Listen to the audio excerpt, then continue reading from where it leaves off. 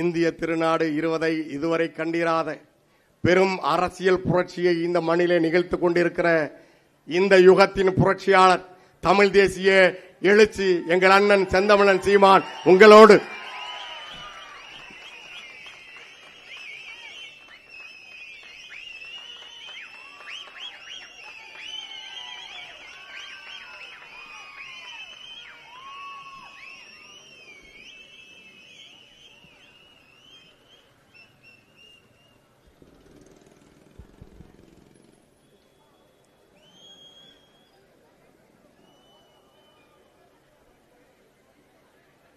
எங்களின் உயிரோடும் உணர்வோடும் கலந்து வாழுகின்ற அன்பு உறவுகள் அனைவருக்கும் வணக்கம்.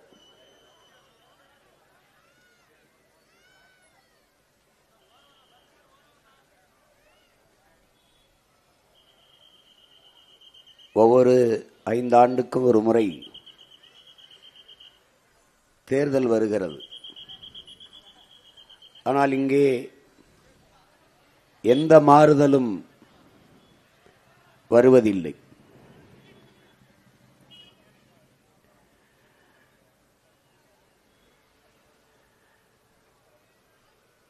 ஒரே மாதிரியான ஆட்சி முறை, ஊழல், லஞ்சம்,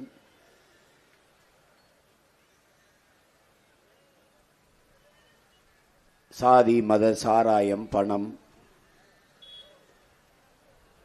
திரைக்கவர்ச்சி, இதை முன்னிறுத்திய அரசியல் கட்டமைக்கப்படுகிறது.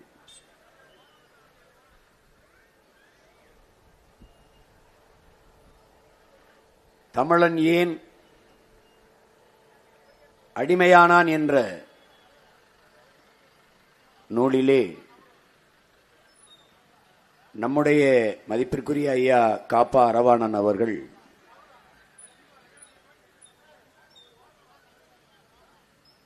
முதலில் பண்பட்ட இனம், நாகரிகம் அடைந்த இனம் போர்க்குணமற்று போகும். அப்படி போர்க்குணமின்மை, தன்னிடத்தில் இருப்பதை விட பிறரிடத்தில் இருப்பது உயர்ந்தது என்கிற தாழ்வு மனப்பான்மை,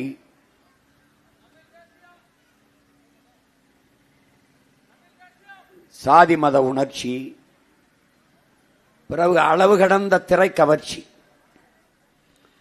தன்னுடைய மொழியை விட அடுத்தவன் மொழி சிறந்தது என்று எண்ணுவது, தன்னிடத்தில் இருப்பதை விட பிறரிடத்தில் இருப்பது உயர்ந்தது என்று எண்ணுவது, இக்கரைக்கு அக்கறை பச்சை என்று எண்ணுவது,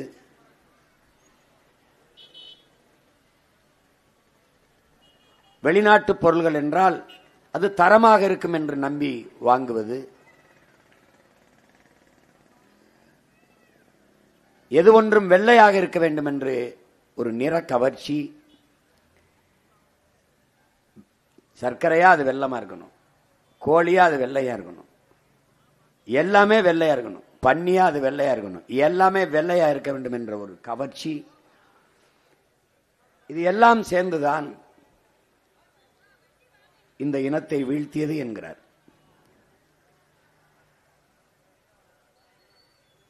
இங்கே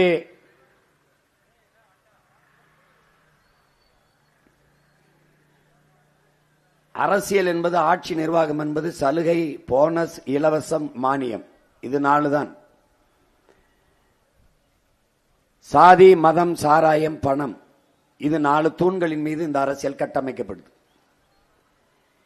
இதை தகர்க்காமல் இந்த நாட்டில் நல்ல அரசியல் என்பதும் நல்ல ஆட்சி என்பதும் வெறும் வெற்றி சொல்லாகத்தான் இருக்கும். என் உடன் பிறந்தார்களே, இது சாத்தியமா, இது எளிதில் ஆகக்கூடியதா என்றெல்லாம் எண்ணிக்கொண்டிருக்க முடியாது. ஏற்கனவே இருக்கிற கோட்பாடுகளை தகர்த்து பன்னெடுங்காலமாக நிலவி வருகிற இந்த அரசியல் கோட்பாடுகளை தகர்த்து புதிய ஒரு தத்துவத்தை, புதிய ஒரு கோட்பாட்டை முன்வைக்கிற போது இதை ஏற்பார்கள், எதிர்ப்பார்கள், ஆதரிப்பார்கள், அல்லது அருவருப்பார்கள், விமர்சிப்பார்கள், அவதூறை பரப்புவார்கள். இதற்கெல்லாம் கவலைப்பட்டுக் கொண்டு இருக்க முடியாது.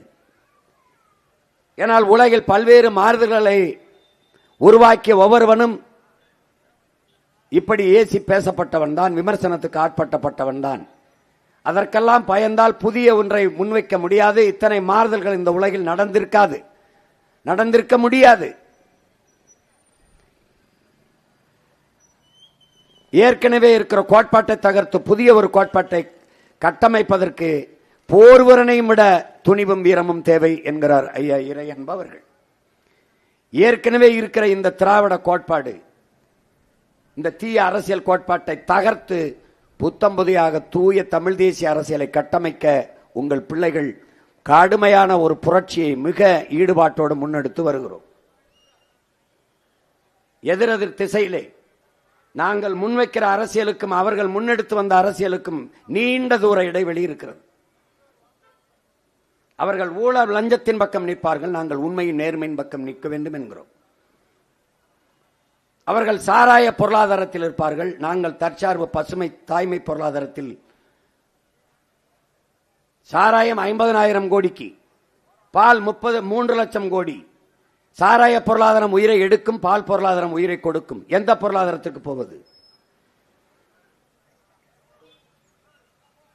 நாங்கள் வேளாண்மையை முன்னிறுத்திய தற்சார்பு பசுமை தாய்மை பொருளாதாரத்துக்கு வர வேண்டும் என்கிறோம். அந்த கோட்பாட்டை முன்னெடுக்கிறோம். ஏன் வேளாண்மையை முன்னிறுத்தி கட்டமைக்கிறோம்?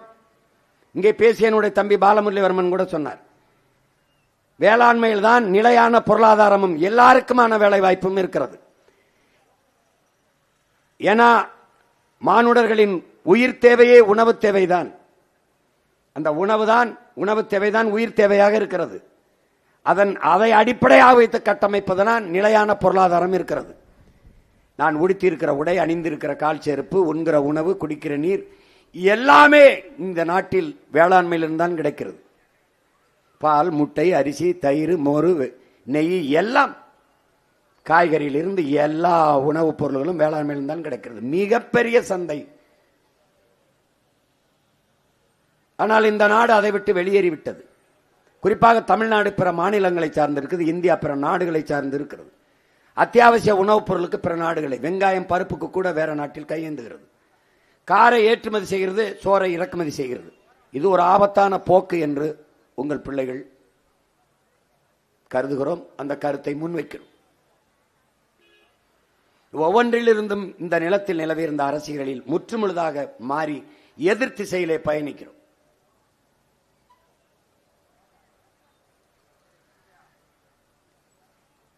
நாங்கள் என்ன கருத்துக்களை, எப்படிப்பட்ட செய்திகளை முன்வைக்கிறோம் என்பதை எனது அன்பு மக்கள் கேட்கணும். என் முன்னாடி கூடி நிற்பவர்கள் மட்டுமல்ல, உலகெங்கும் எங்கள் பேச்சுகளை உற்று கவனித்துக் கொண்டிருக்கிறோம். ஒவ்வொருவருக்காக தான் நாங்கள் பேசிக் கொண்டு இருக்கிறோம். கிருஷ்ணகிரியில் பேசுவது தருமபுரிக்கும் தான், கோயம்புத்தூருக்கும் தான், ஈரோட்டுக்கும் தான், எல்லா ஊருக்கும் தான். ஒவ்வொரு இடத்திலும் ஒரு பிரச்சனை இருக்கிறது. கணக்கில்லாத சிக்கல்கள், பிரச்சனைகள் இருக்கிறது. ஆனால் இந்த பிரச்சனைகளுக்கெல்லாம் காரணம் யார்? இத்தனை ஆண்டுகளாக இந்த நாட்டை ஆண்டவர்கள் தான். இந்த பிரச்சனைகள் தந்தவர்கள் ஒரு பக்கம், இந்த பிரச்சனையை தீர்க்க வேண்டும் என்று வந்த உங்கள் பிள்ளைகள் நாங்கள் ஒரு பக்கம். இதுதான் இந்த தேர்தலில் போட்டி. ஆசிரியர்கள் போராடுகிறார்கள், செவிலியர்கள் போராடுகிறார்கள், மருத்துவர்கள் போராடுகிறார்கள், உழவர்கள் போராடுகிறார்கள், மீனவர்கள் போராடுகிறார்கள், மாணவர்கள் போராடுகிறார்கள், போக்குவரத்து தொழிலாளர்கள் போராடுகிறார்கள். யார் போராடவில்லை? யார் போராடவில்லை? மற்ற இனங்களுக்கெல்லாம் வாழ்க்கையில் அவ்வப்போது போராட்டம் வரும். ஆனால் நமக்கு போராட்டமே வாழ்க்கையாக மாறி நிற்கிறது. நாம் வாழ்வதற்காகவே போராட வேண்டிய அவசியத்தில் தள்ளப்பட்டிருக்கிறோம். எத்தனை ஆயிரக்கணக்கான போராட்டம். தமிழ்நாட்டு முதல்வர் மாண்புமிகு முதலமைச்சர் ஸ்டாலின் அவர்கள் சட்டசபையில் சொல்கிறார், கடந்த 3 ஆண்டுகளில் 1 லட்சம் போராட்டங்களுக்கு நாங்கள் அனுமதி கொடுத்திருக்கிறோம் என்கிறார். நீங்க போராட அனுமதி தரவில்லையே என்ற கேள்விக்கு அவர் சொல்கிறார், 1 லட்சம் போராட்டங்களுக்கு அனுமதி கொடுத்திருக்கிறோம் என்று. இதில் பெருமைக்கு என்ன இருக்கிறது? இந்த 1 லட்சம் போராட்டங்களை என் மக்களுக்குள் திணித்தது யார்? இது பெருமையா கொடுமையா? தன் நாட்டு குடிகளை போராடுகிற நிர்பந்தத்திற்கு, சூழ்நிலைக்கு தள்ளுவது எவ்வளவு கொடுமையான ஆட்சி முறை! எவ்வளவு கொடுமையான ஆட்சி முறை! ஒரு பெற்றதாய் தன் பிள்ளைக்கு எப்படி குறிப்பறிந்து சேவை செய்வாளோ, எந்த நேரம் பசிக்கும், எந்த நேரம் உறக்க பசிக்கும் என்று பால் ஊட்டுவாளோ, உணவூட்டுவாளோ, எந்த நேரம் உறக்கம் வரும் என்று தொட்டிலிட்டு தாளாட்டுவாளோ, அப்படி குறிப்பறிந்து தாய் செய்வது போல ஒரு நாட்டை ஆளுகிற மன்னன், ஒரு அமைச்சன் ஆட்சி செய்வானையானால் அவனை இந்த உலகம் போற்றி தொழும் என்கிறான் எங்கள் முன்னவன் திருவள்ளுவ பெருமகனார். குடிதலி கோலோச்சும் மாநில மன்னன் அடிதொலி நிற்கும் உலகு என்கிறான். அப்படிப்பட்ட ஆட்சி முறை எங்கு நிலவுகிறதா?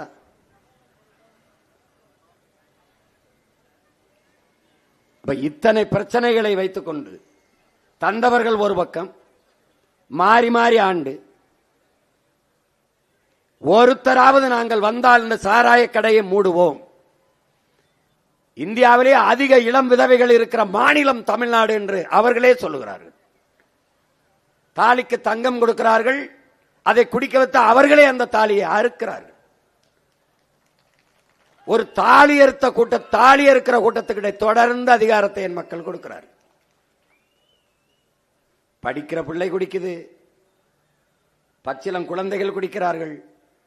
கல்லூரி வாசல்களில், பள்ளி வாசல்களில், வழிபாட்டு தலங்கள், கோயில் வாசலில் கணக்கில்லாத கஞ்சா, போதை, கொக்கைன், எப்படி கணக்கில்லாத போதை பொருள்கள், கஞ்சா, சாக்லேட்டு, நாடை எதை நோக்கி நகர்த்தி கொண்டு போகிறார்கள்? எதை நோக்கி? 6 வயசு பிள்ளையை கற்பழிக்கிறான், 60 வயசு அம்மாவை கற்பழிக்கிறான், 17 வயசு பள்ளிக்கூடத்துக்கு போற பிள்ளையை கற்பழித்து கொல்லுகிறான். ஒரு குற்ற சமூகமாக இந்த நாடு மாறி நிற்கிறது. சிந்தனை என்பது சமூகத்தின் விளைச்சல்.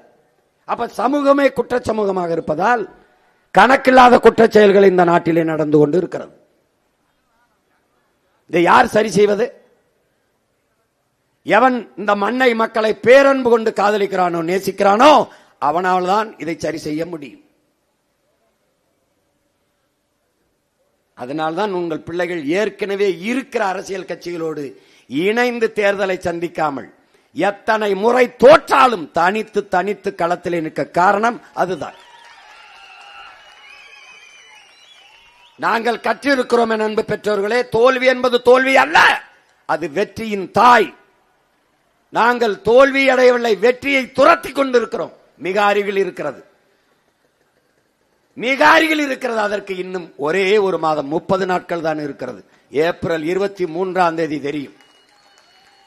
எல்லாரும் அரசியலை எடுத்து வைப்பார்கள். கவனியுங்கள், யார் முன்வைக்கிற அரசியல் இந்த நாட்டுக்கு மக்களுக்கும் ஏற்புடையது, எது தேவை என்று ஆய்ந்து தெளிந்து முடிவெடுங்கள். யாராவது ஒருவர் ஆக்கப்பூர்வமான அரசியலை எடுத்து வைக்கிறாரா என்று பாருங்கள். நாங்கள் வந்தால் 1000, நாங்கள் வந்தால் 2000, நாங்கள் வந்தால் 3000, நாங்கள் வந்தால் மிக்சி, நாங்கள் வந்தால் கிரைண்டர், நாங்கள் வந்தால் சிலிண்டர். யார் அப்பம்ட்டு காசுல கொடுப்பீங்க? உங்க பரம்பரை சொத்தை வைத்து தருவீர்களா? எங்கிருந்து எடுப்பீர்கள் அந்த காசை? பதில் யார்கிட்ட இருக்கிறது? யார்கிட்ட இருக்கிறது? இலவசம் என்பது ஒரு நல்ல நிர்வாகமா? சிறந்த ஆட்சி முறையா? ஆட்சி முறையா? ஒரு ஆகச் சிறந்த தலைவன் தன் நாட்டு குடிகளை இப்படித்தான் வழி நடத்துவானா? இலவசத்தை கொடுத்து கொடுத்து ஏமாத்தி ஏமாத்தி 10.5 லட்சம் கோடி கடன், 1 லட்சம் கோடி வட்டி. இது ஒரு ஆட்சி முறையா? நாட்டின் பட்ஜெட்டே, நிதிநிலையே 3 லட்சம் கோடி தான். ஆனால் வட்டி மட்டும் 1 லட்சம் கோடியின் உடன் பிறந்தார்களே. இது எந்த மாதிரி ஆட்சி முறை?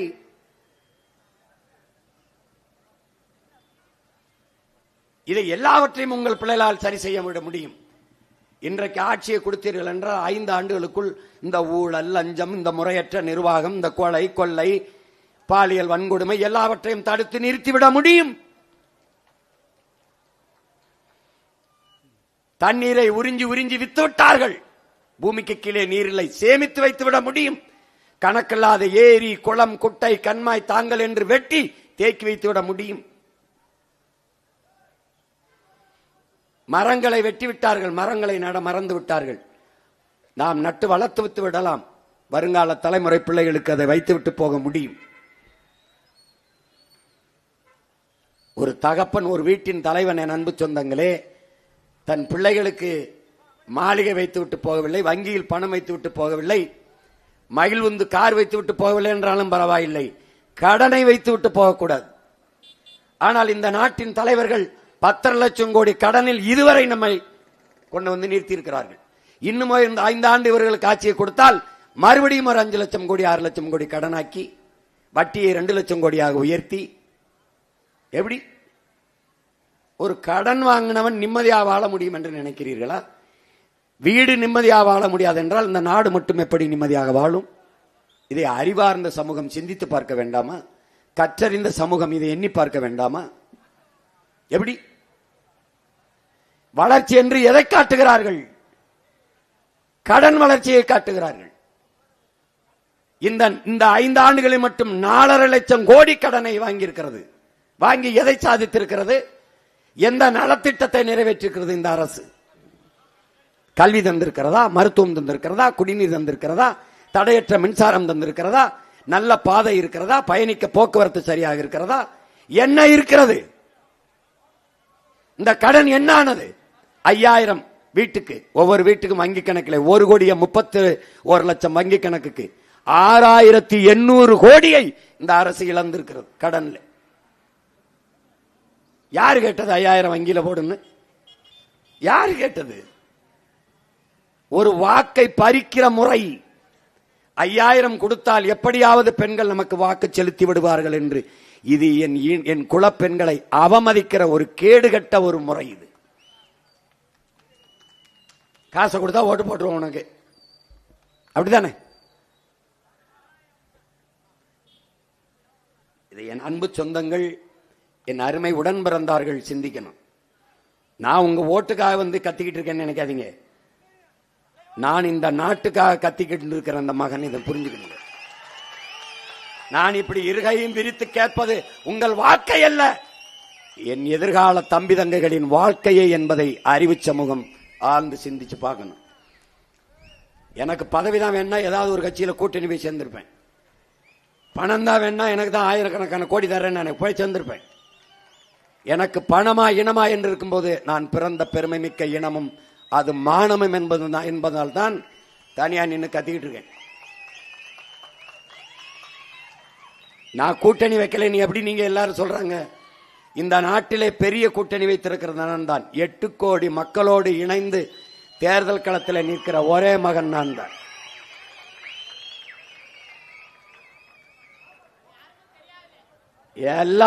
எல்லாவற்றையும் சரி செய்ய முடியும். ஆனால் வளத்தை இழந்தால் மறுபடி அதை மீட்டுருவாக்கம் செய்ய முடியாது. இப்ப மீத்தேனை, ஈரக்கொலையை அறுத்து மீத்தேன் எடுக்கிறேன் என்று மீத்தேனை எடுத்து விட்டால் அந்த நிலம் நஞ்சாய்விடும். மறுபடி அந்த இடத்திலே குடியேற முடியாது. மக்களை நிலக்கரியை தோண்டி தோண்டி எடுத்து தீர்ந்து விடுகிற வளம் அது.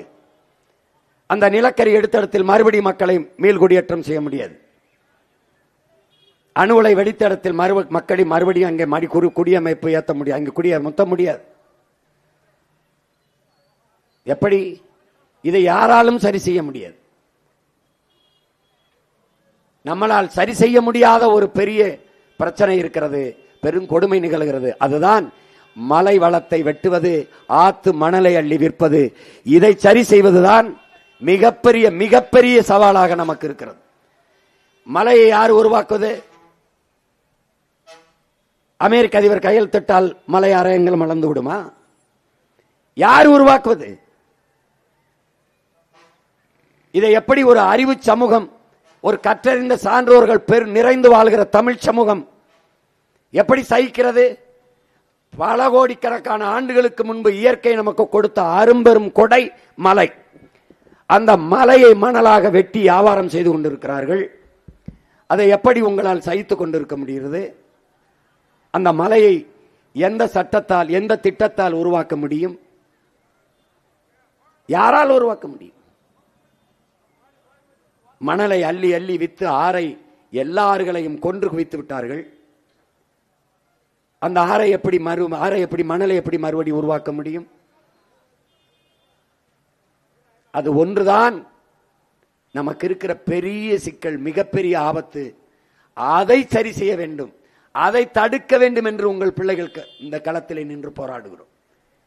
மலை என்று பேசுகிறான், மணல் என்று பேசுகிறான், மரம் என்று பேசுகிறான், தண்ணீர் என்று பேசுகிறான் என்று நீங்கள் நினைத்தீர்கள் என்றால் நான் உங்களுக்காக வருந்துகிறேன், உங்களுக்காக பரிதாபப்படுகிறேன், உங்களுக்காக அழுகிறேன்.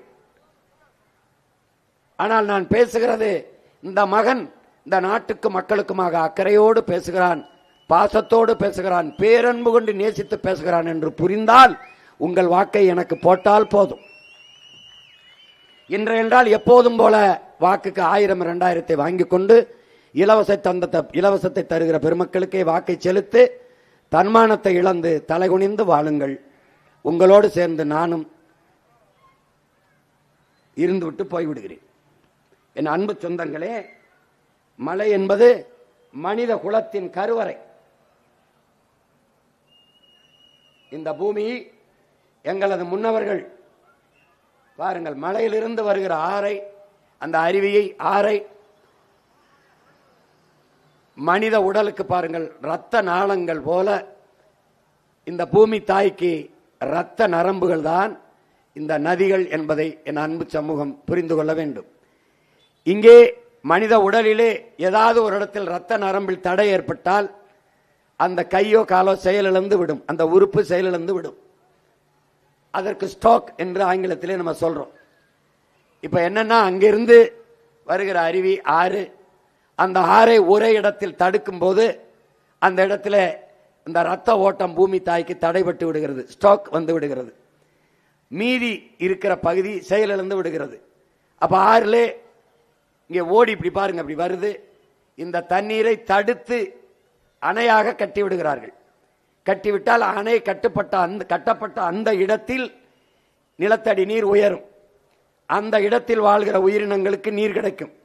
ஆனால் மற்ற இடங்களில் வாழ்கிற மற்ற உயிரினங்கள், யானை, சிங்கம், புலி, பறவை, கொக்கு, மற்ற நிலங்களில் வாழ்கிற வேளாண்குடி மக்கள், மரம், செடி, கொடி, பூச்சி, வண்டு, இவைக்கெல்லாம் நீர் இருக்காது.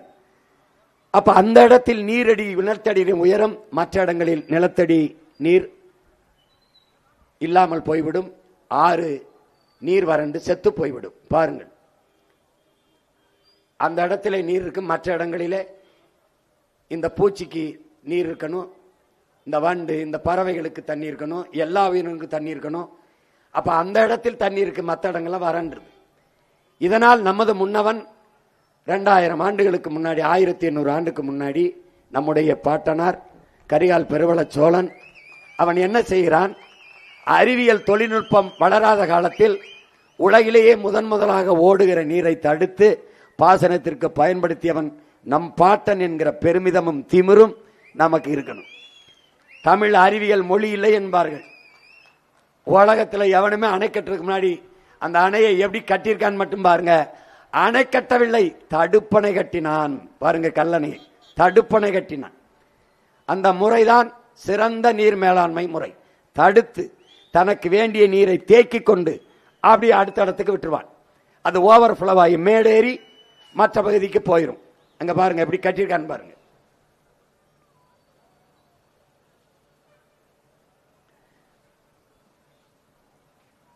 நம்முடைய முன்னவர்களுடைய நீர் மேலாண்மையை, இந்த நீரை கையாளுகிற அறிவு திறனை பாருங்க, எப்படி கட்டியிருக்கான்னு பாருங்க. 1800 ஆண்டுக்கு முறை, ஒரு ஆண்டுக்கு முன்னாடி கட்டியிருக்கான். இந்த முறை எப்படி? இந்த பாருங்க, மாடு கண்ணுக்குட்டிக்கு தான் பால் கறக்குது, நமக்கு இல்ல. ஆனா நமக்கு என்ன பாடத்திட்டத்தில் இருக்கு? காகம் காக்கை பாட்டியின் வடையை திருடி விட்டது. பாருங்க, திருடுது. பசு நமக்கு பால் தரும், இதான் நம்ம படிச்சிருக்கோம். நீங்களும் படிச்சிருக்கீங்க, நான் படிச்சிருக்கேன். பசு நமக்கு தரல, காக்க திருடின மாதிரி நாமளும் திருடுறோம். பாருங்க, திருடுறோமா? இதுல சில பேர் என்ன தெரியுமில, காலையும் வாழையும் சேர்த்து கட்டிவிட்டு திருடுவான், உதச்சிரும்ட்டு. முன்னாடி புல்ல போட்டுருவான், அது புல்ல தின்னுக்கிட்டு கண்ணுக்குட்டியை கொஞ்சம் முட்டை விட்டு கொஞ்சம் குடிக்க விடுவான். கண்ணு தான் பால் குடிக்குதுன்னு நினைச்சு அது புல்ல தின்னுக்கிட்டு இருக்கும், வைக்கோல தின்னுக்கிட்டு இருக்கும். இவன் கறந்துருவான். இவன் யாரு செய்வான்? களவாம்பான், திருடுவான். இந்த பாருங்க, திருடுறான், புல்ல போடுறான் பாருங்க, போட்டு பாலை திருடுறான். தேவையான பாலை எடுத்துக்கிறான் தனக்கு. அது கண்ணுக்குட்டிக்கு தான் கறக்குது, ஆனா அவன் தேவையான பாலை எடுத்துக்கிறான், தனக்கு எடுத்துக்கிறான். எடுத்துக்கிட்டு என்ன செய்யறான்? மிச்சம் கொஞ்சோண்டு பாலை மடுவுல வச்சு கண்ணுக்குட்டியை போய் குடிக்க விட்டுறான். நம்முடைய முன்னோர்களின் மேலாண்மை எப்படி இருந்துச்சு? நீர் மேலாண்மை, அங்க பாருங்க, மலையிலிருந்து அருவி வருதா? அதுக்கப்புறம் அருவி ஆறை நம்ம உருவாக்கல, அது அருவி தான் உருவாக்குது, மலை தான் பிரசவிக்குது. ஆறுல இருந்து என்ன ஆகுது பாருங்க, ஏரி, அதை நம்ம வெட்டினோம். கண்மாய், அதை நம்ம வெட்டினோம். கரணை, அதை நம்ம வெட்டினோம். இப்ப பாத்தீங்கன்னா பள்ளிக்கரணை, பிக்கங்கரணை, அதெல்லாம் ஏரி தான், நீர்த்தேக்கம் தான். தாங்கல், வேடந்தாங்கல், பழவந்தாங்கல் சென்னையில, அதெல்லாம் நீர்த்தேக்கம் தான். ஏந்தல், அதுக்கப்புறம் ஊரணி, குளம், குட்டை, இதெல்லாம் நம்ம வெட்டினோம். ஆறை நம்ம உருவாக்கல. அந்த அதுல என்ன பண்டை தமிழனுடைய நீர் மேலாண்மை முறை என்ன? எப்படி பசுமாட்டில் பாலை கறந்துக்கிட்டு கொஞ்சோண்டு பாலை வேண்டியதை எடுத்துட்டு மிச்சத்தை கண்ணுக்குட்டியை குடிக்க விடுவோமோ, அப்படி மேல இருந்து மலை முகடில் இருந்து மாறில இருந்து வர அருவியை, அந்த ஆறை உனக்கு தேவையான அளவிற்கு ஏரி, குளம், கம்மாய், தாங்கல், ஏந்தல், கரணை, குட்டை என்று வெட்டி நீ தேக்கி விட்டு மறுபடியும் தாயான கடலிடத்திலே ஆறை சேர விட வேண்டும். இந்த முறை பாருங்க, இங்க பாரு, புது ரத்தம் பாயாத ஊறாத உடலும் புது தண்ணி பாயாத கடலும் உற்சாகம் அடையாது. புது ரத்தம் ஊறாத உடலும் புது நீர் பாயாத கடலும் உற்சாகம் அடையாது. திருப்பி கடல் தாய்கிட்டே அந்த ஆரணி தண்ணியை நதியை கொண்டு சேர விட்டுறணும். எப்படி மாட்டுக்கிட்ட குடிக்க விடுறியோ அப்படி கொண்டு ஆற கடல்ல விட்டுறணும். நீ என்ன செய்யற? மொத்தமா தடுத்துக்கிற. இங்க பாரு, மறுபடியும் போய் கடல்ல சேர விடணும். இந்த பண்டை தமிழன் இந்த நீர் மேலாண்மை முறையை உங்கள் மகன் கடைபிடிப்பேங்கிற. கணக்கில்லாத ஏரி குளங்களை வெட்டி, கண்மாயை, தாங்கலை, ஏந்தலை வெட்டி நீர்த்தேக்கத்தை உருவாக்கி, நான் இங்க பாருங்க, ஒரு ஆண்டுக்கு 950 மில்லிமீட்டர் 4300 டிஎம்சி எனக்கு பெய்யுது, மழை பெய்யுது. அதிக மழை, எனக்கு தேவையான மழை பெய்யுது. அதுல 1500 டிஎம்சியை நான் பயன்படுத்துறேன், மீதியை கடல்ல விட்டுறேன். ஆனா நான் உங்க மகன் ஆட்சிக்கு கொடுத்துட்டீங்கன்னா, நான் வந்த பிறகு அதுல 1000 டிஎம்சியை சேமித்து பக்கத்தில் இருக்கிறவன்ட்ட எவன்ட்டையும் கையேந்தாம தண்ணீரின் தேவையில் தண்ணீரை அடைஞ்சிடறேன். எவன்ட்டையும் கையேந்தாம எனக்கு இருக்கிற நீரை சேமிக்கிறேன். இந்த பைத்தியக்கார பயலுக மாதிரி கடல் நீரை மறுபடி தூய குடிநீரை கடலை சேர்த்துட்டு அதை சுத்திகரிச்சு குடிநீர் 50,000 கோடியை செலவு பண்ண மாட்டேன். அந்த 50,000 கோடிக்கு கணக்கில்லாத ஏரி குளங்களை வெட்டி நீரை தேக்கி தூய குடிநீரை உங்களுக்கு கொடுப்பேன். நீங்க நம்ப மாட்டீங்கன்னு தான் ஒன்னையும் படம் போட்டு காட்டுறேன். ஏன்னா நீங்க படம் பார்த்தே கெட்டு போன கூட்டம். உங்களுக்கு எவனா இருந்தாலும் நடிக்கணும். உங்களுக்கு நடிச்சாதான், நடிச்சவன் சொன்னாதான் நல்லதுன்னு நம்புவீங்க. அதனால என்னால இனிமே நடிக்க முடியாது. ஆனா படம் காட்டுறேன், பாருங்களேன். இப்போ இந்த ஆறுல மேல மணல் படிஞ்சது உங்களுக்கு தெரியும். மனித உடலுக்கு தோல், ஆற்றுக்கு மணல். என் தோலை செதுக்கி விட்டா நான் எப்படி இறந்து போயிருவேனோ அப்படி மணலை எடுத்துட்டு ஆறு செத்து போயிரும். அரை அங்குலம் ஆற்று மணல் உருவாக 100 ஆண்டுகள் ஆகும்னு ஆய்வு சொல்லுது. அந்த மணலை உருவாக்கியாத நம்மல்ல, அருவிதான். அது ஆறுல படிய வச்சுச்சு. அரை அங்குலம் மணல் சிறந்த நீர் வடிகட்டி நீர் தேக்கி. இந்த மணலை 3 அடி அள்ளணும்னு இருக்கு, அரசு உத்தரவு போடுது. ஆனா 30 அடிக்கு இரும்பு கை கொண்டு அள்ளி விற்கிறான். மணலை காசா பார்த்துட்டான். இந்த பாருங்க எப்படி வெட்டி விற்கிறான் பாருங்க. உங்க மணலை பாருங்க, வீடு கட்டிட்டான். இவன் என்ன சொல்லுவான்? மணல் இல்லாம எப்படி வீடு கட்டுறதும்பா. எத்தனை ஆயிரம் ஆண்டுகளா நம்ம வாழ்றோம்? எத்தனை ஆயிரம் ஆண்டுகளா கோட்டை கட்டி ஆண்டோம், மாளிகை கட்டி ஆண்டோம். பல ஆயிரக்கணக்கான ஆண்டுகளா வாழுகிறோம். நம்ம இப்படி ஆத்து மணல் எல்லாம் மொத்தமா அள்ளி தீர்த்த 34 ஆத்து மணலை வித்து தின்ட்டோம். ஏன்? இந்த மாநில மக்களின் மணல் தேவைக்கு மட்டும் அள்ளப்படல. கேரளாவில் தடை, ஆந்திராவில் தடை, கர்நாடகாவில் தடை. ஆனால் எல்லா மாநிலங்களும் தடையின்றி தமிழ்நாட்டு ஆற்று மணல்கள் விற்கப்பட்டது. அதுபோக அரபு நாடுகளுக்கு, உலக நாடுகளுக்கு தமிழ்நாட்டு ஆற்று மணல் அள்ளி விற்கப்பட்டது. அதனாலே 15-20 ஆண்டுகளிலேயே மொத்த ஆத்து மணலையும் வித்து தின்னுட்டான் பாருங்க. அப்போ 2100 ஆண்டுக்கு முன்னாடி கோட்டை கட்டி ஆண்டு, அப்போல்லாம் ஆத்துல மணல் எல்லாம் அழிஞ்சிருச்சா, போயிருச்சா? ஆறு இப்படிதான் செத்து போச்சா? பாருங்க எப்படி அல்றான் பாருங்க. தனியா ஏரி குளம் வெட்டுறான்னா ஆத்துக்குள்ள வெட்டி வச்சிருக்கான் பாருங்க. பாருங்க எப்படி வெட்டி வச்சிருக்கான் பாருங்க. ஆத்துக்குள்ளே குளம், ஆத்துக்குள்ளே ஏரி, ஆத்துக்குள்ளே குட்டை. பாருங்க, ஈரத்தோட மண்ணை அள்ளுறான், தண்ணீரோட அள்ளி அள்ளி லாரியில ஏத்துறான். அதனால என்ன பிரச்சனை நினைக்கிறேன், இந்த பாரு ஒரு லாரி அது நிறைய மணல் போகுதுல, இந்த மணலை காசா பாக்குறாமே. நாம பூமி தாயின் ரத்த நரம்பா பாக்குறோம், தோளா பாக்குறோம், ஆத்தின் தோளா பாக்குறோம். இங்க பாரு, எல்லா நாடுகளுக்கும் அள்ளி போகுது. எப்படி கொள்ளையடிக்கிறான், வேட்டை நாய்கள் ஒரு மானையோ ஆட்டையோ எப்படி வேட்டையாடுமோ அப்படி ஆடுறான். பாத்துக்க, நான் இதை கற்பனையில காட்டல, உண்மையிலே படம். இந்த பாரு, இந்த தோலை செதுக்கிட்டா எப்படி வெட்டாம பாரு, இந்த பாத்துக்க, தோலை வெட்டி எடுத்துட்டா எப்படி மனிதன் இந்த தொற்று நோய் தொற்று கிருமி வந்து நோயை தொற்று செத்து போவானோ அப்படி மண்ணை அள்ளின பண்ண ஆறு செத்து போச்சு பாத்துக்க, செத்து போச்சு பாரு.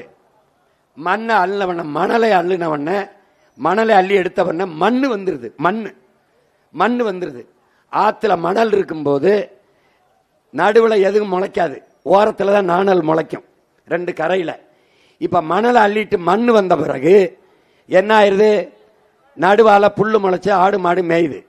மரம் இங்க பாரு எப்படி புல்லு முளைச்சிருச்சு பாரு, மரம் முளைச்சிருச்சு பாரு. எத்தனை ஆயிரக்கணக்கான லாரியில் அல்றான் பாரு. இதை நான் சும்மா எடுத்து போடல, உண்மையிலே போடுறேன், உண்மையிலேயே அவன் படத்தை எடுத்து போடுறேன். இந்த பாரு, இந்த லாரி போகுது, இந்த பாறை உந்துல மணல் அள்ளி சொட்டு சொட்டுன்னு தண்ணீர் வடிக்குது பாரு, அது தண்ணீர் இல்ல, நம் பூமி தாயின் கண்ணீர். எல்லாரும் மக்களே அழுகுது. ஏன் அழுகுது, அந்த லாரியில 2000 லிட்டர் தண்ணீர் போகுதுங்கிறான். 2000 லிட்டர் தண்ணீர் தெருவில் கொட்டிட்டு போகுது, சொட்டு சொட்டா கண்ணீர் வடிக்குது. ஏன், என் அருமை பிள்ளைகளே, என்னை அள்ளி கொண்டு விற்கிறானே, நாளைக்கு குடிக்க குளிக்க தண்ணீருக்கு என்ன செய்விய, தண்ணி இல்லாம செத்து போவியலே, நாக்கு வறண்டுன்னு கண்ணீர் வடிச்சுட்டு போகுது, கதறி அழுதுகிட்டு போகுது ரோட்ல. பாத்துக்க பாரு,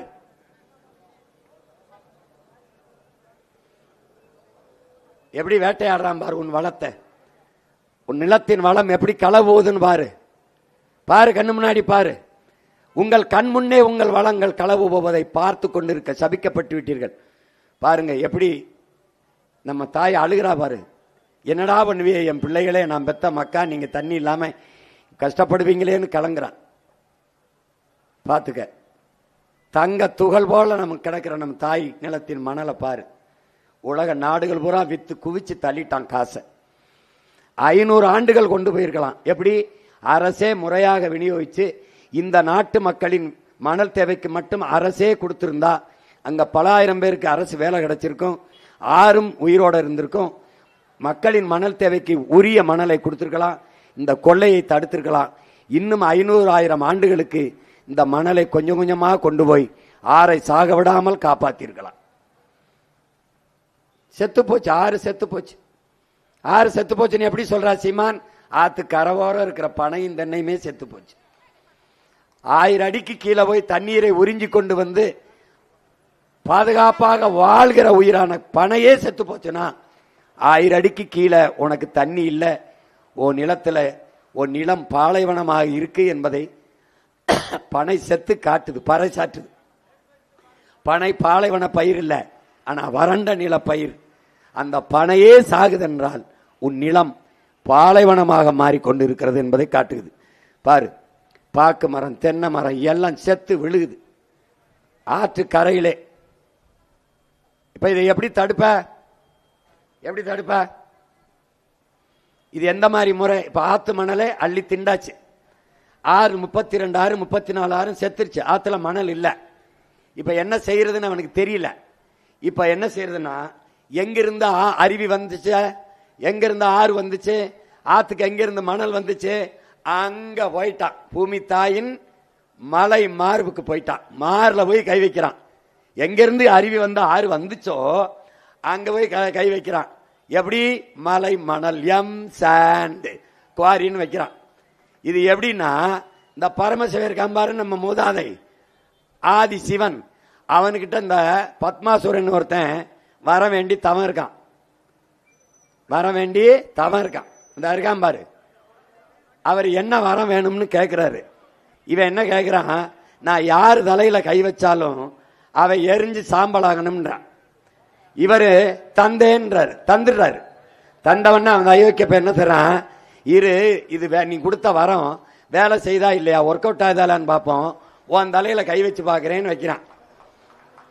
இப்ப வரம் கொடுத்த பரமசிவன் தலையில பத்மாசுரன் கை வச்ச மாதிரி எவன் அருவியை தந்து, ஆற தந்து, நீரை தந்து, சோர தந்து, உயிரை தந்து, வாழ்க்கையை தந்தானோ இந்த மணலை பூரா தின்ன அந்த அயோக்கிய நாய்கள் திருப்பி போய் மலை மேல கை வைக்கிறான். எம் சாண்ட் பாத்துக்க. யார் இந்த மலை? உன் பூமி தாயின் மார்பு. அவ இல்லைன்னா ஒன்னும் கிடையாது. எப்படி வெட்டுறான் பாரு. பாரா, பால் ஊட்டிய தாயின் மாற இந்த படுவாவின் நாய்கள் எப்படி அறுத்துருக்கான்னு பாரு. பாரா பாரு, உன் தாயின் மாற அறுத்து தெருவங்கு மணலா கிடக்குதுரா. பால் ஊட்டிய தாயின் மாறை அறுத்த பாவி கூட்டமடா இது. பாவி கூட்டமடா, பதறி சமூகமடா நாம. பாரு எப்படி வெட்டி ஏத்துறான் பாத்துக்க. எப்படி குடஞ்சிருக்கான் பாரா. பல்ல புடுங்கினா எப்படி அந்த இடத்துல பள்ளம் இருக்குமா அப்படி பூமி தாயின் மாற அறுத்து அறுத்து தோண்டி தின்னுட்டான். Quarry owner, M sand owner பாத்துக்க. இங்கே எம் சாண்டு கிடைக்கும் எழுதி வைக்கிறான். எழுதி வச்சுக்கடா. இந்த குழியில அந்த அயோக்கிய பையங்களை புதைக்காம நான் பிரபாகரமாக போக மாட்டேன். எவ்வாறு இந்த தாயின் மாறை அறுத்து சமைச்சா நல்லா சாப்பிடலாம் எவனாவது யோசிப்பானடா? இந்த பாரு அறுத்துருக்கான் பாரு. பாரா சாப்பிடான்னு எவனா யோசிப்பானா? நீ யோசிப்பியாடா? நான் யோசிப்பேனாடா? பாரா அறுக்கிறான் பாரா, சிந்திக்கிறான் பாரா. இங்க பாரா, இங்க பாரா, இங்க பாரா எப்படி அறுத்திருந்தான் பாத்தில. பாரு பாரா எப்படி கொண்டு வரான் பாரு. எப்படி கொண்டு வரான் பாரு. எம் சாண்டு கல் குவாரி. மலையை வெட்டிட்டாடா, மாளிகை கட்டிட்டாடா. மலையை வெட்டிட்டா, மாளிகை கட்டிட்டா. எப்படி கல்ல கொண்டு வந்துட்டா, ரோட போட்டடா போட்டடா போட்டடா. கல்ல அறுத்து மலையை மணலாக்கி ஆல் ஆஃப் லக்ஸ் வீடு கட்டிட்டடா, மாளிகை கட்டிட்டா, ரோட போட்டடா. எங்கடா போவ? மாளிகை கட்டிட்ட, ரோட போட்டுட்ட, எங்க போற? எங்க போற? வேகமா எங்க போற? பாரு, தண்ணியை வித்துட்டாடா. நான் சேர்த்து வச்சுட்டு போயிடுறேன், தேக்கி வச்சுட்டு என் பிள்ளைக்கு வச்சுட்டு போயிடுறேன். மரத்தை வெட்டிட்ட, நான் நட்டு வச்சுட்டு போயிடுறேன். மலையை எப்படி உருவாக்குவேன்? மழை இல்லாத நிலம் பாலைவனம் ஆயிருமாடா. மழை இல்லைன்னா மழை இல்லையே. மழை இல்லை என்றால் மழை பொழிவு இருக்காது. நாடு வறண்டு போய் பாலைவனமாகி செத்து போவோமடா. என் அன்பு பெற்றோர்களே, என் அருமை தாய்மார்களே, பேரன்பு மிக்க என் சொந்தங்களை யோசிச்சு பாருங்க. இங்க பாருங்க, யாருன்னு பாருங்க, யாருன்னு பாருங்க. ஹீரா மலை பொதுமலைதான் இறைதூதர் நபிகள் நாயகம் ஸல்லல்லாஹு அலைஹி வஸல்லம் அவர்கள் பேரொருளை பெற்றார்கள். பல வாரங்கள் நோம்பிருந்து அந்த மலைமுகன் மலை குகையில் தான் பேரொருளை பெற்றார்கள். எந்த மலை குகை? இந்த மலை குகை தான். பாருங்கள், பாருங்கள் என் அன்பு மக்களே, பாருங்கள் எப்படி நொறுக்கிறான் பாருங்க. அந்த மலையை பாருங்க. இறைமகன் இயேசு பலாயிரக்கணக்கான மலை மேல் நின்று பிரசங்கங்களை செய்தார்கள், அருளுரை ஆற்றினார்கள். குன்றிருக்கும் இடமெல்லாம் குமரன் இருக்கிறான் என்கிறார்கள். குன்றிருக்கும் இடமெல்லாம் இவர்கள் வெட்டிய இந்த குன்றிலே நம் குமரன், நம்ம திருமுருக பெருமான் இருக்கானா இல்லையா? இருக்கானா இல்லையா? திருப்புறங்குன்ற மலையில இருக்கிறதுக்கு போய் மண்டாடிய பக்கத்தில் இருக்க மலையை வெட்டிட்டு போறானே, ஏன்னு கேட்க மாட்டேற? அப்ப இந்த குன்றில் இருக்கிற முருகன் அந்த குன்றில் இல்லையா? எப்படி உன்னால எப்படி சைத்து இருக்க முடியுது பாரு. E.F. சுமாசர்னு ஒரு எழுத்தாளன் சொல்றான், சிறியதே அழகு, சுமால் இஸ் பியூட்டிஃபுல்னு எழுதினவன் சொல்றான், வளங்களை கொள்ளையடிப்பதை வளர்ச்சி என்று உனக்கு யாரா சொல்லிக் கொடுத்ததுங்கிறான். உன்னால் உருவாக்க முடியாத ஒன்றை உனக்கு அழிக்கிற உரிமையை யார் தந்ததுன்னு கேட்கிறான். நீ அழிச்சிட்ட, உருவாக்குவியா? முடியுமா? இந்த அமெரிக்க பொருளாதார அடியாளின் வாக்குமூலத்தை எழுதின, ஒப்புதல் வாக்குமூலம் எழுதின ஜான் பெர்கின், கண் முன்னே உங்கள் கண் முன்னே, இந்த ஆதியில உங்கள் கண் முன்னே உங்கள் வளங்கள் களவு போவதை பார்த்து கொண்டிருக்க சபிக்கப்பட்டு விட்டீர்கள்ங்கிறார். இதன் ஆதியில நம்ம என்ன பண்ணோம்? காடுகளை வேட்டையாடி உண்டோம், வேட்டையாடி சாப்பிடுறோம் பாரு. காய்கனிகளை உண்டோம், கிழங்குகளை உண்டோம், அருவியை ஆறுல நீரள்ளி குடிச்சோம். அப்போலாம் நம்ம பூமி தாய் எந்த கேடும் இல்லாமல் கற்போடு இருந்தால் பாரு, அப்படியே இருக்கா, அப்படியே இருக்கா, கண்ணி கழியாம அப்படியே இருப்பா. நம்ம பசிக்கு வேட்டையாடணும், பத்திரமா இருந்தா. இந்த பாவிகள் பண வேட்டையாடினார்கள், நாசமா போயிட்டா பாரு. மாற அறுத்து ரத்தம் குடி பாரு. எப்படி பண வேட்டையாடினார்கள், எல்லாம் நாசமாய் போனது. நம் பாட்டி மரணப்படுக்கையில் நம் தாய் கிடக்கிறாள். 18 வயதிலேயே பாட்டி ஆகி போய்விட்டால் காப்பாற்ற ஓடி வாருங்கள் என்று பிரான்ஸ் மண்ணியல் ஆய்வறிஞன் இன்னும் உயிரோட இருக்கான், கிளாடு பூரிங்கோ. அவன் சொல்றான் பாருங்க, கிளாடு பூரிங்கோ, பிரான்ஸ் மண்ணியல் ஆய்வறிஞன். நம் தாய் மரணப்படுக்கையில் இருக்கால், காப்பாற்ற ஓடி வாருங்கள் என்று. அதைத்தான் உங்க மயன் சொல்றேன், நம் தாய் மரணப்படுக்கை இருக்கால், காப்பாற்ற ஓடி வாருங்கள். இல்லை என்றால் ஒரே ஒரு ஓட்டையாவது போடுங்கள் விவசாயி சின்னத்துக்கு என்று கேட்கிறேன். இங்க பாருங்க, இங்க பாருங்க, இவன் ஸ்டீவன் ஹாக்கிங்ஸ் பேர் அறிஞன். இவன் என்ன சொல்றான், இந்த பூமி உயிரினங்கள் வாழ்வதற்கு வாய்ப்பற்றதாக மாற்றப்பட்டு விட்டது இவர்களால். அதனால் என் அன்பு மக்களே, வேற கிரகங்களை நோக்கி நீங்கள் படையெடுங்கள்ங்கிறான். வேற எங்கேயாவது ஒரு கிரகத்துக்கு போங்கடா, இந்த பூமியில நீ வாழ முடியாது, அது உயிரினங்கள் வாழ்வதற்கு வாய்ப்பற்றதாக மாறிவிட்டதுங்கிறான். புத்தன் என்ன சொல்றான், புத்தன் என்கிற புனிதன் என்ன கற்பிக்கிறான், பூவிலே வண்டு எப்படி அந்த பூவுக்கு எந்த சேதம் இல்லாமல் தன் உணவான தேனை உண்டு விட்டு வெளியேறுமோ அப்படி நீ இந்த பூமியை பத்திரமா பார்த்துக்கணுங்கிறான். பாருங்க, இது மாதிரி நீ பத்திரமா வச்சுக்கணும். பூவுக்கு எந்த சேதம் இல்லாம வண்ட உண்டு போகுது. இந்த பூமி ஒண்ணுதில்ல, இந்த பூமி ஒண்ணுதில்ல, உன் சந்ததியினரோடது. அதுக்கு எந்த சேதாரம் இல்லாமல் பத்திரமாக ஒப்படைத்து விட்டு போகணும்னு புத்தன் சொல்றான். பாருங்க, நபிகள் என்ன சொல்றாங்க, நீ இந்த பூமிக்கு வந்த அந்நியன், ஒரு ஸ்ட்ரேஞ்சர், வழிபோக்கன். வாழ்ந்தியா, இருந்தியா, வந்தியா, பிறந்தியா, இருந்தியா, வாழ்ந்தியா, பேசாம போயிடணும். மலையை வெட்டினேன், மணலை வெட்டினேன், இந்த வேலையெல்லாம் வச்சுக்கிற கூடாது. இது ஒண்ணுது இல்ல இந்த பூமி. யார், நபிகள். மார்க்ஸ் என்ன சொல்றான், இந்த பூமி ஒன்னுடையது இல்ல, உன் சந்ததியினரோடது. இருக்கிறதை விட இன்னும் செழுமைப்படுத்தி வளமைப்படுத்தி பத்திரமா ஒப்படைச்சிட்டு போங்கிறான். பாருங்க, பத்திரமா ஒப்படைக்கணும் உன் பிள்ளைகிட்டங்கிறான். உங்க பிள்ளை, நான் என்ன சொல்றேன், நீ வாடகை வீட்டில் குடியிருக்க, வீட்டு உரிமையாளன்ட்ட எப்படி பத்திரமா வீட்டை காலி பண்ணும்போது ஒப்படைச்சிட்டு போவியோ அதே மாதிரி உன் பிள்ளைகிட்ட ஒப்படைச்சிட்டு போ பூமியேங்கிறேன். பாருங்க, சாவியை கொடுத்துட்டு போகணும் வாடகை வீட்டில் இருக்கிற நீ. ஆனா நீ விட்டுட்டு போகல. நம்ம பாட்டை நமக்கு மாளிகை கட்டல, கார் வாங்கி வைக்கல, வங்கியில பணம் போடல. ஆனால் ஆறா வச்சான், அருவியா வச்சான், மலையா வச்சான், காட்டா வச்சான், நிலத்தை நிலமா வச்சுட்டு போனான். இந்த மாதிரி நாசமாக்கிட்டு போகல. பாத்துக்க, இவ்வளவு பெரிய வீடு கட்டினோம். எங்க ஊர் காரைக்குடிக்கு இத வீடு தான். அப்ப இந்த மணல்லாம் தீர்ந்து போச்சா என்ன? பாரு, காரை வைக்கல, அவன் பணத்தை வைக்கல. நாங்க என்ன செய்யறோம், நாங்க என்ன நினைக்கிறோம், உங்க பிள்ளைகளுக்கு நீங்க காரை வச்சுட்டு போகணும்னு நினைக்கிறீங்க, நான் சுவாசிக்க நல்ல காற்றை வச்சுட்டு போகணும்னு நினைக்கிறேன். இங்க பாருங்க, நீங்க பணத்தை வச்சுட்டு போகணும்னு நினைக்கிறீங்க, பணத்தை வச்சுட்டு போகணும், தங்கத்தை வச்சுட்டு போகணும்னு நினைக்கிறீங்க, நான் குடிக்க நல்ல தண்ணீரை வச்சுட்டு போகணும்னு நினைக்கிறேன். இதுதான் அவங்களுக்கும் மற்றவங்களுக்கு இருக்கிற, மற்ற கட்சிகளுக்கு உங்க பிள்ளைகளுக்கு இருக்கிற வேறுபாடு தான். இதை நல்லா கவனிச்சுக்கணும்.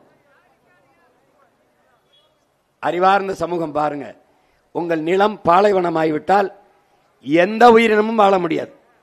இப்போ குறிஞ்சி, முல்லை, மருதம், நெய்தல் 4 நிலம், 5வது நிலம் தான் பாலைவனம். அந்த பாலைவனம் இயற்கை நிலம் இல்லை. அது எப்போது உருவாகுது, முல்லையும் குறிஞ்சியும் முறைமையில் திரியின் நிலம் நடுக்குற்று நல் இயல்பு இழந்து பானைகளும் படிமம் கொள்ளும் என்று 2000 ஆண்டுகளுக்கு முன்பு நம்முடைய மூதாதை இளங்கவடிகள் சிலப்பதிகாரத்திலே பாடுகிறார். முல்லையும் குறிஞ்சியும், குறிஞ்சி மலையும் மலை சார்ந்த இடமும், மலை, முல்லை காடும் காடு சார்ந்த இடமும், இது ரெண்டையும் அழிக்கிற போது, வெட்டி அழிக்கிற போது நிலம் திரிவு ஏற்பட்டு நல் இயல்பை இழந்து இப்படி பாலைவனம் ஆகிவிடுங்கிறான்.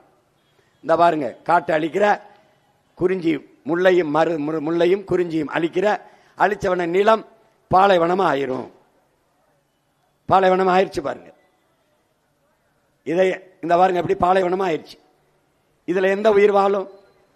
இங்க பாரு, அவன் அரபு நாட்டில் பாலைவனத்தை சோலையாக்கிட்டு இருக்கான். இந்த பாரு, இது பாலைவனம், முன்னாடி இப்படி இருக்கு, இப்படி ஆக்குறான்.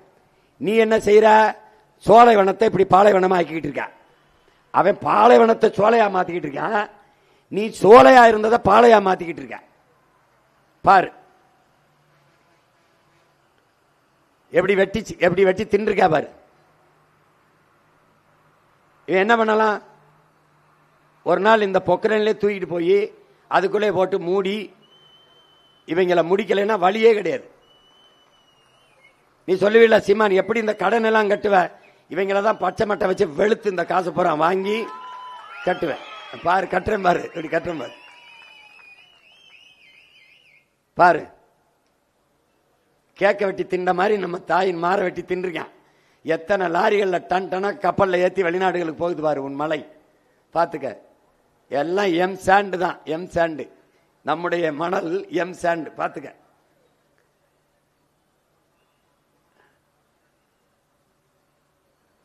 இதுல என்ன கொடுமைன்னு பேரு, முல்லை பேரியாற்றுல தண்ணி நமக்கு தர்றதில்ல. கீழே ஒரு சிற்றணை இருக்கு.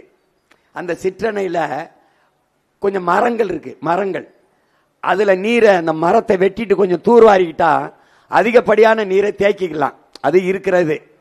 இதுக்கு தமிழ்நாடு அரசு கேரளா அரசு கிட்ட முறையிடுது, அந்த கொஞ்சோண்டு மரத்தை வெட்டிக்கிட்டு கொஞ்சம் நீரை தேக்கிக்கிறோம்னு. அதுக்கு 40 ஆண்டுகளா தர அனுமதி தராம இருக்குது. இந்த முறை பினராயி விஜயன் கொடுத்துட்டாரு. சரி கொடுத்துட்டாரு, வெட்டிக்கிட்டு தூர்வாரிக்கிறீங்கன்னு சொல்லிட்டாருன்னா உச்சநீதிமன்றத்தில் போய் பதில் மனு தாக்கல் பண்ணும்போது தர முடியாதுன்னு தடை மனுவை போட்டாப்ல. நல்லா பாருங்க, அந்த மரத்தை வெட்டக்கூடாது, வெட்டிட்டா நட்டு வளர்த்துடலாம், வாய்ப்பு இருக்கு. ஆனால் தன் மரத்தையே வெட்ட அனுமதிக்காத கேரளா அரசு நம்முடைய மலையை எதன் பொருட்டும் உருவாக்க முடியாத அரிய கொடை மாபெரும் வளத்தை வெட்டி எடுத்துக்கிட்டு போகுது. எப்படி? மேற்கு தொடர்ச்சி மலையை அவன் மண்ணில் மரத்தை வெட்டினா மற்ற நட்டுலாம், இந்த நட்டுலாம். ஆனால் உருவாக்கவே முடியாத நம்முடைய மலையை, கன்னியாகுமரி மலையை அவன் நாட்டில் சாலை போட, அவனுடைய மணல் தேவைக்கு, விளிங்கத்தில் அவன் துறைமுகம் கட்ட, அவனோட கட்டடம் கட்டுவதற்கு நம்முடைய மலையை வெட்டி எடுத்துட்டு போறான். அவன் மரத்தை வெட்டவே அனுமதி தரல, இவன் மலையை வெட்ட அனுமதி கொடுக்கிறான்னா அவன் நல்ல ஆத்தாளப்பனுக்கு பிறந்தவனா இல்ல இவன் நல்ல ஆத்தாளப்பனுக்கு பிறந்தவனா? அவன் முதலமைச்சரா இல்ல இவன் முதலமைச்சரா? அவன் நாட்டை ஆளுகிற நல்ல தலைவனா இவன் நாட்டை ஆளுகிற நல்ல தலைவனா? யோசிச்சு ஒரு தடவை பாத்துக்க. போட்டா போடு, போடலைன்னா போ. ஆனா நான் என் கடமையை செய்றேன். பாத்துக்க எப்படி போறான். பாத்துக்க எப்படி கேரளாவுக்கு ரோடு போட, கேரளாவுக்கு வீடு கட்ட, உன்னுடைய தாயின் மாறு எப்படி வெட்டி ஏத்தப்படுதுன்னு பாத்துக்க. இதுல என்ன கொடுமைன்னு கேளு. நாங்க போராடி தடுக்கிறோம். யாரு? உன் பிள்ளைகள் போராடி தடுக்கிறோம். தடுத்தத இவர் யாரு தெரியுமா? கேரளாவை சேர்ந்த ஒருத்தர். இவர் பேரு மேனன். இவர் பேரு இதோ. இவர் மதுரை உயர் நீதிமன்றத்தில் ஒரு வழக்க போடுறாரு. எப்படி போடுறாரு? இங்க இருந்து எம்சாண்டு கற்கள் மலை மணல் எடுத்துக்கொள்ள நாங்க தமிழ்நாடு அரசோடு ஒப்பந்தம் போட்டிருக்கோம். நல்லா கேட்டுக்கிறங்க. அதனால இந்த தற்காலிக தடையை எங்களுக்கு, எங்க போராட்டத்துக்காக மாவட்ட ஆட்சியர் விதிக்கிறார், ஒரு தடையை விதிக்கிறாரு. அந்த தடையை தளர்த்த சொல்லி இந்த மணல் எங்களுக்கு தேவைப்படுது, ஒரு ஒப்பந்தம் போட்டிருக்கோம் அப்படின்னு தமிழ்நாட்டில் வந்து மதுரையில் நீதிமன்றத்தில் ஒரு வழக்க போடுது. நல்லா கவனிச்சுக்கோங்க. போட்ட உடனே அந்த நீதிமன்றத்திற்கு வழக்கு விசாரணைக்கு வருது. அந்த வழக்கு என்ன அப்படின்னா, கேரளாவில் மலையை வெட்ட, மணலாக்கி கொள்ள தடை இருப்பதால் இங்கே தமிழ்நாட்டில் மலையை வெட்டி கொண்டு போவதற்கு அனுமதி தர வேண்டும். அன்பு தம்பி தங்கைகளே, அறிவு சமூக பெருமக்களே, ஆழ்ந்து சிந்திங்க. கேரளாவில் மலையை வெட்ட தடை இருப்பதால், அதான் முக்கியமான வார்த்தை மனுவில் இருப்பது. தமிழ்நாட்டிலிருந்து மலையை வெட்டி கொண்டு போக எங்களுக்கு அனுமதி அளிக்க வேண்டும். அரசிடத்தில் நாங்கள் ஒப்பந்தம் போட்டிருக்கோம், நீங்கள் அனுமதிக்க வேண்டும் என்று. அதற்கு மாண்புமிக்க நீதிபதி அவர்கள் எப்படி ஒரு நாளைக்கு 700 பாருங்க 4000 டன், அந்த இதுல 1,00,000 டன் நீங்க இவர் என்ன சொல்றாரு பாருங்க, ஏத்தி கொண்டு போகலாம், மணலை எடுத்துக்கொண்டு போகலாம்னு நீதிமன்றம் உத்தரவு பிடித்திருச்சு. எப்படி பாருங்க, அந்த நீதிமன்றம் என்ன கேட்டிருக்கணும்? கேரளாவில் ஏன் மலையை வெட்ட தடை இருக்கிறது என்று கேட்டிருக்கணும். ஏண்டா ஓ மலையை பத்திரமா வச்சுக்கிட்டு என் மண்ணின் மலையை வெட்ட அனுமதி கேட்கிறியே அயோக்கிய பயலே என்று கேட்டிருக்கணுமா? கேட்கலையா? அப்ப அரசு தரப்பு வழக்கறிஞர் இந்த கருத்தை வச்சு வாதிட்டு இருக்க வேண்டுமா வேண்டாமா? நான் எழுப்புகிற கேள்வி சரின்னு பட்டா எனக்கு ஓட்டு போடு, இல்லைன்னா என்னை மறுபடியும் ரோட்ல போடு. நான் கேட்கிற கேள்விக்கு கேள்வி சரியா இருக்கல என்பது. நீ ஏன் அங்க மலை வெட்ட தடை இருக்கு, இங்க ஏன் நீ வெட்டணும்னு வர்ற? அப்ப அரசு எதிர்த்து வாதிட்ட கருத்து என்ன? ஒன்றுமில்ல, ஒன்றுமே இல்ல. நீதிமன்றம் அனுமதிச்சு வெட்டி எடுத்து போயிட்டு இருக்கான். இங்க பாருங்க, உங்க கிருஷ்ணகிரி, உங்க தருமபுரியில இந்த லாரி பாறை வந்து உரிமையாளர் சங்க தலைவர் யுவராஜ் சொல்றாரு. என்ன சொல்றாரு? என்ன சொல்றாரு பாருங்க. ஒரு நாளைக்கு 1,00,000 டன் கர்நாடகாவுக்கு நம்முடைய மலை மணல் போகுதுங்கிறார். கற்களும் மணலும் 1,00,000 டன் அப்படின்னா மாசத்துக்கு 30 லட்சம் டன் அப்படின்னா ஆண்டுக்கு மழை எங்கடா இருக்கும்? மயிர் நாடா இருக்கும் உன் நாட்டில் மலை. மழை இல்லைன்னா மழை எப்படா வரும்? மழை இல்லைன்னா ஆறு எப்படா, அருவி எப்படா, நீர் எப்படா, சோறு எப்படா, வயிறு எப்படா, உயிர் எப்படா, வாழ்க்கை எப்படா? எப்படி இந்த மலையை எப்படி உருவாக்குவ? உன் ஜபத்தால உருவாக்குவியா? தினம் தேவாலயத்தில் போய் தொழுவியா? பள்ளிவாசல தொழுது அறையங்களை வளர்த்துருவியா? தேவாலயத்தில் ஜெபித்து வளர்த்துருவியா? இல்ல கோயில்ல கிடா வெட்டி பொங்க வச்சு வளர்த்துருவியா? எப்படி வளர்ப்ப? எப்படி வளர்ப்ப? அந்த இறைவன் தந்த அறுப்பெரும் கொடைதானடா மலை. அதை அறுக்க அனுமதித்து விட்டு அவன்கிட்ட வேணும்னா உன்னை தூக்கி போட்டு மிதிப்பான ஒளி. உனக்கு அறிவுன்னு உனக்கு எதுக்குடா கொடுத்தேன்னு கேட்பான். இதை வேடிக்கை பார்த்துட்டு இருந்துட்டு இப்போ வந்து வேண்டியான்னு கேட்பான். நீ மலையை வெட்ட விட்டுட்டு அப்புறம் போய் கிடா வெட்டி பொங்க வைக்கிறது. மழை பெய்யணும். என்னன்னு பெய்யும் மழை? என்னன்னு பெய்யும்? பைத்தியக்கார கூட்டமாடா நம்ம? பைத்தியக்கார கூட்டமா? மூளை இருக்கா இவனு மறுத்து தின்ட்டானா? என்ன கொடுமை இது? என்ன கொடுமை இது பாரு, என்ன கொடுமை. இங்க பாரு, அதான் நான் சொன்னது. குண்டு இருக்கும் இடமெல்லாம் குமரன் இருக்கும்னா பலாயிரக்கணக்கான மலை பிரசங்களை செய்தார் இறைமகன் இயேசு. பாரு, அந்த மலை இந்த மலை இல்லையா? இதே கீரா பொதும்பும் மலை பொதுமலை தான். அந்த குகைக்குள்ளதான் இறை தூதர் ஸல்லல்லாஹு அலைஹி வஸல்லம் அவர்கள் பல வாரங்கள் நோம்பிருந்து பேரருளை பெற்றார். அந்த மலை தான்டா குவாரியா போகுது. அந்த மலை தான். ஒருத்தன் தடுக்க வரமாட்டேங்கிற உன் மகன் தான் கத்தி கத்தி சாகுறேன். இவன் என்ன பண்றான்? இந்த காடுகள் மலைகளை பாதுகாத்து இருக்கிற பழங்குடி மக்களை அவங்க தான் இந்த காடுகளுக்கு ஆபத்தானவர்கள் என்று வெளியேற்றுறான். இந்த பாரு, கண்ட கண்ட வழக்க போட்டு ஆதி குடிகள், குறவர் குடிகள், பழங்குடிகளை ஒருத்தனை உள்ளவர்கள். அவன் தான் அந்த காட்டை தன் நாட்டாக வீடாக பார்த்துக்கிட்டு இருந்தான். தேனை உண்டுட்டு, கிழங்க உண்டுட்டு, கிடைக்கிற காய்கறி உண்டுட்டு பத்திரமா பார்த்துருந்தான். இந்த நாட்டில் எல்லா குற்ற வழக்கை எவன் தப்பு செஞ்சாலும் அவனை பிடிச்சி வழக்க போட்டு உள்ள போட்டு பார்த்துக்க. அவன் பிறப்பிடத்தில், அவன் வாழ்விடத்தில் அவனை விட்டு வெளியேற்றி என்ன பண்றது? பெரும் முதலாளிகளுக்கு ரெசார்ட் கட்டவும் வழக்கொள்ளைக்கும் வாரி எடுத்து கொடுக்கிறதா இந்த நாடு. பாரு, அந்த காட்டில் இருந்து அவனை வெளியேற்றுது. பழங்குடி மக்களை, ஷெட்யூல் டிரைப்ஸை தூக்குது. அவனை எங்கிருந்து நாம வந்தோமோ அங்கிருந்தா வந்தோம். குறவர் குடிதான் ஆதி தாய்க்குடி. நீ எவனாவும் இருக்கலாம் இன்னைக்கு, ஆனா நம்ம எல்லாம் குறப்பைய மக்கதாங்கிறத எவனும் மறந்துடக்கூடாது. அதை புரிஞ்சுக்கணும். இங்க பாரு, நீ என்ன பண்ற? காட்டுக்குள்ள போய் காட்டை அழிச்சு வீட்டை கட்டினா அங்க இருக்கிற யானை, சிங்கம், புலி எல்லாம் வாழ முடியாம தண்ணி இல்லாம நாட்டுக்குள்ள வந்துருச்சு. ஐயோ தெருவுக்குள்ள புலி வந்துருச்சு, ஐயோ கரடி வந்துருச்சு. வராம என்ன பண்ணும்? நீ அவன் வீட்டுக்குள்ள போனா அவன் உன் வீட்டுக்குள்ள வந்துட்டான். அதானே? பாரு,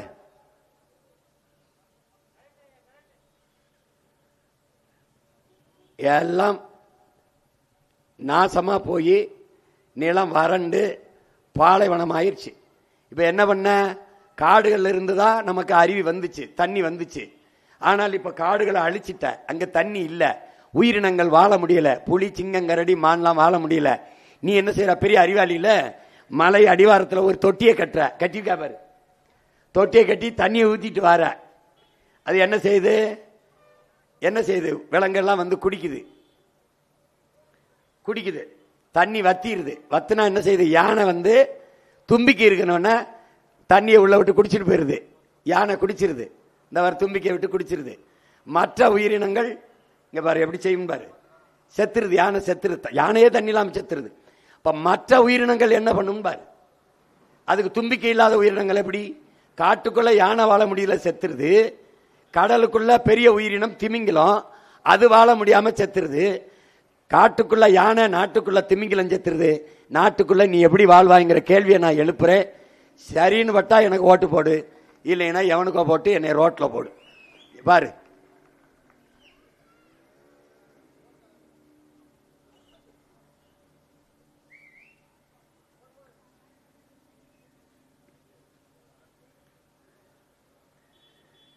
இது என்னன்னா, இந்த மலையில பல ஆயிரக்கணக்கான மூலிகைகள் இருக்கு. நமது முன்னவர்கள் 14 சித்தர்கள் இந்த மூலிகைகளை நமக்கு மிகச்சிறந்த மருத்துவம் கொண்ட மூலிகைகள் எல்லாம் அங்கதான் இருக்கு. பல லட்சக்கணக்கான உயிர்கள் அங்க வாழுகிற உறைவிடமாவும் அதான் இருக்கு.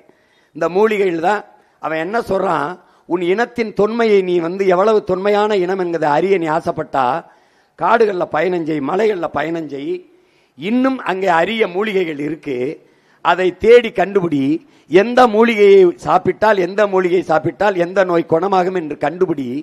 அதை தேட தொடங்கினி என்றால் உன் இனத்தின் தொன்மை தெரியும். ஏனென்றால் நமது முன்னவன் பகுத்து வச்சிருப்பான். எப்படி வச்சிருக்கான், இந்த மூலிகையை சாப்பிட்டா இதுக்கு நல்லது, கத்தாழை இதுக்கு நல்லது, துளசி இதுக்கு நல்லது. இங்க பாரு, ஒவ்வொன்றும் கீழா நெல்லி மஞ்சக்காமாலைக்கு நல்லது, அகத்திக்கீரை அகத்தை சீர்படுத்தும், அகத்திக்கீரை சீரகம் அகத்தை சீர் செய்யும். இந்த பாரு, நீ கொசுக்கடி வந்துச்சு, டெங்கு, அதுக்கு நிலவேம்பு குடி. எங்க போச்சு ஒரு நவீன மருத்துவம்? எங்கே போச்சு? டெங்கு நிலவேம்புட்டா. கொரோனா கபஸ்வரம் குடி. அதெல்லாம் கண்டுபிடிச்சது யாரு? நமது முன்னவர்கள். தந்தது யாரு? இந்த மலைதான். பாத்துக்க, பொன்னாங்கண்ணி அகத்திக்கீரை அகத்துக்கு நல்லது, அகத்தை சீர்படுத்தும் சீரகம், முருங்கைக்கீரை இரும்பு சத்து கொண்டது. பாரு, ஒன்னு இந்த பொன்னாங்கண்ணி கீரை பார்வைக்கு நல்லது, கண்ணுக்கு நல்லது. இதையெல்லாம் கண்டுபிடிச்சு பகுத்தவன் யாரு? நமது முன்னோர்கள். 1000 பேரை கொன்றவன் அற வைத்தே இல்ல, 1000 பேரை கொன்றவன், 1000 வேற கொன்றவன், கொன்றவனுக்கு தான் பேரை கொன்றவன்ட்டான். கொன்றவன் பூரா அந்த இருக்கா மாதிரி வந்தான் நம்ம முன்னவன். அப்ப என்ன, அவ்வளவு அரிய பெரிய கொடை இந்த மலை. அந்த மலையை நாம சிதைச்சு அழிச்சு நாசம் பண்ணிட்டோங்கிறதா இப்ப இருக்கிற பெருங்கொடுமை. அதை என் அன்பு சொந்தங்கள், என் அருமை உடன் பிறந்தார்கள் புரிஞ்சுக்கணும். இதுல வெளிநாடுகளில் இருந்து இந்த மருத்துவ குணமுள்ள மூலிகைகளை அழிச்சாத்தான் அலோபதி நவீன மருத்துவத்திற்கு வருவார்கள் தமிழர்கள் என்று இந்த நாட்டில் அந்த மருத்துவத்தை சந்தைப்படுத்த பார்த்தீனிய செடியை நமக்கு ஏற்றுமதி செஞ்ச கோதுமை விதையிலே கோதுமைக்குள்ளே தள்ளி நாடெங்கிலும் பார்த்தீனிய செடியை தள்ளி சுத்தமா நமது மூலிகையை மூடி மறைச்சிட்டான். பார்த்துக்க. இப்ப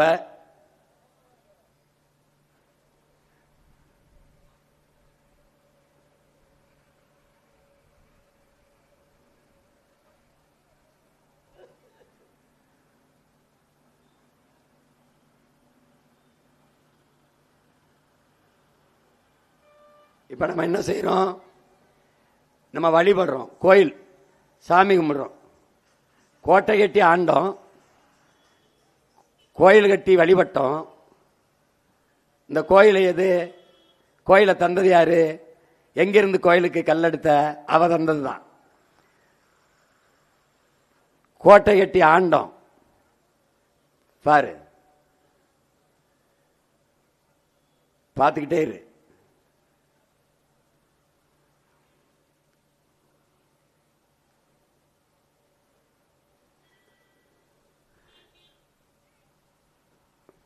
பல கோடிக்கணக்கான உயிரினங்களின் கருவறை இந்த மலை என்பதைத்தான் அது காட்டுது, இந்த காட்சி காட்டுது.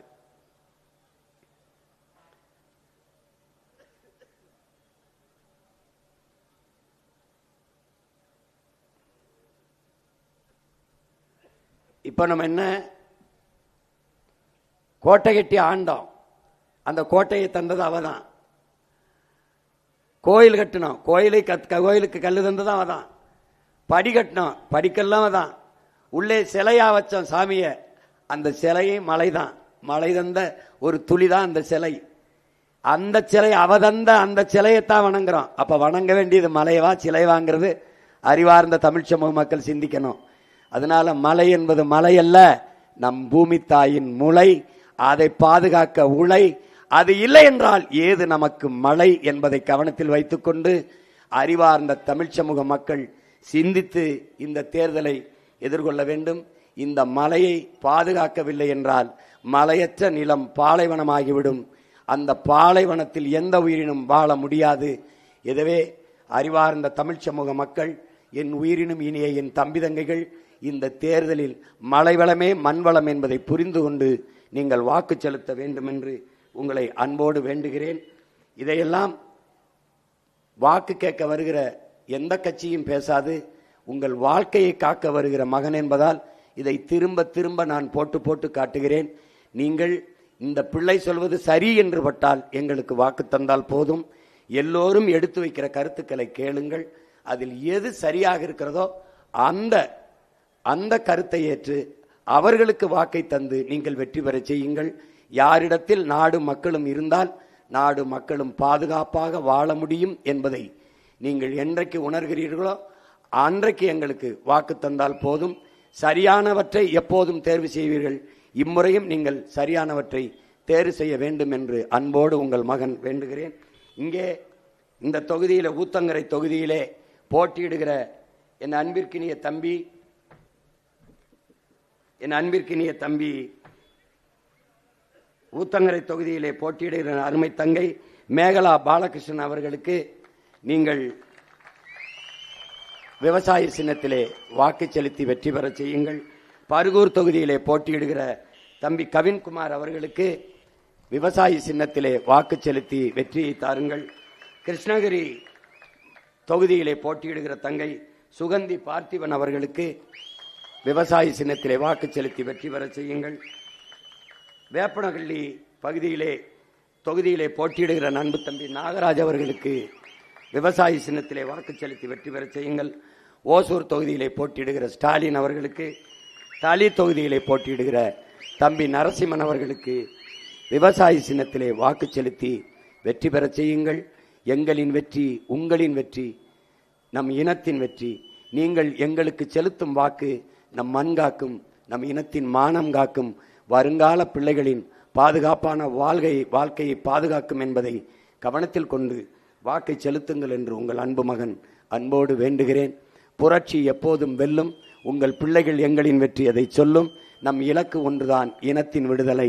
இனம் ஒன்றாவோம், இலக்கை வென்றாவோம். நாம் தமிழர். தமிழ்தாய் வாழ்க. தலைவர் பிரபாகரன் வாழ்க.